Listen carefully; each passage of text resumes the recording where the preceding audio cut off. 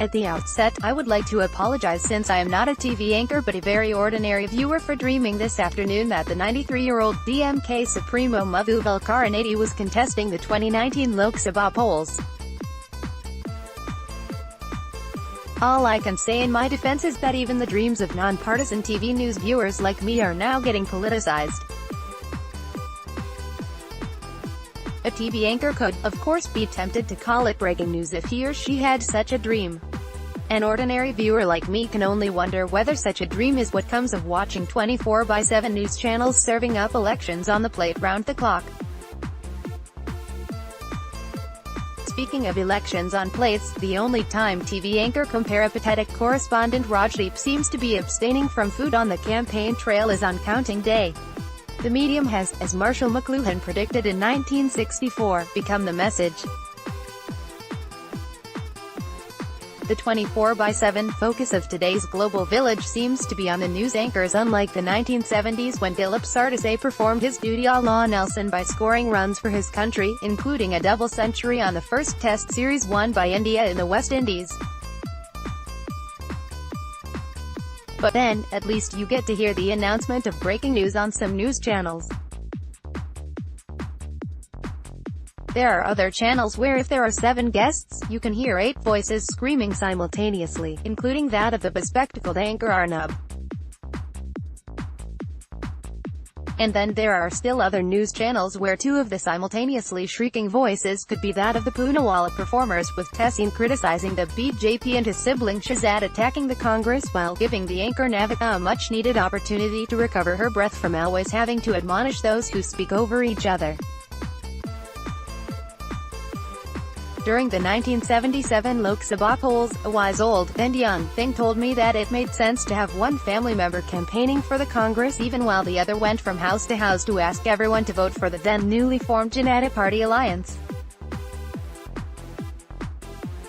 2 Poonawalla brothers taking turns to speak on the same news channel for the Congress and the BJP need not be a Punch and Judy show, as their fellow panelist Sabha Naqvi quipped the other day, but one way of ensuring that the Poonawalla family wins no matter who loses.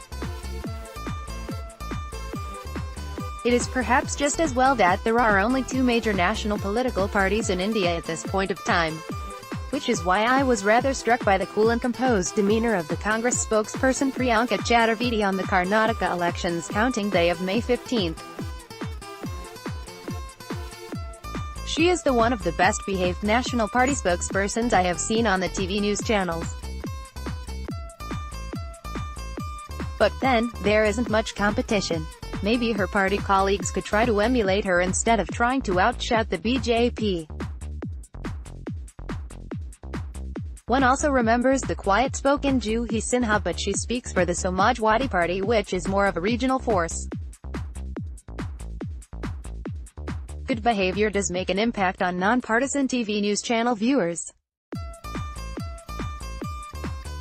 Even a fortnight after counting day in Karnataka, I remember Ms. Chaturvedi urging the news anchor Bhupendra Chaubey not to get unduly excited by the initial reports of the BJP regaining power.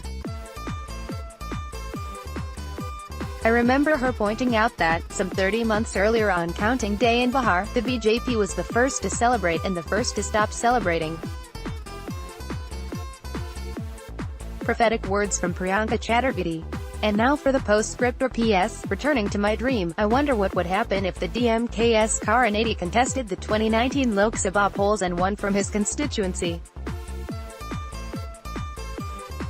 Would the 93-year-old Karunanidhi go on to emulate the nonagenarian Mahathir Mohamad who, just the other day, was sworn in as the Prime Minister of Malaysia at the ripe old age of 92?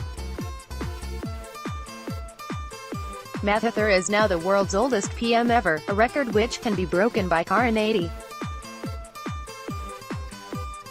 If Karunanidhi contests the 2019 LS polls and goes on to become by virtue of seniority the leader of the victorious third, or whatever, front, he will be the first Tamil PM of India and the country's third South Indian Premier, after Narasimha Rao and H.D. Deve Gowda.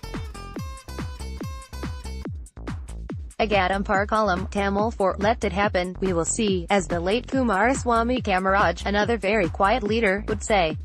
Disclaimer: views expressed above are the author's own.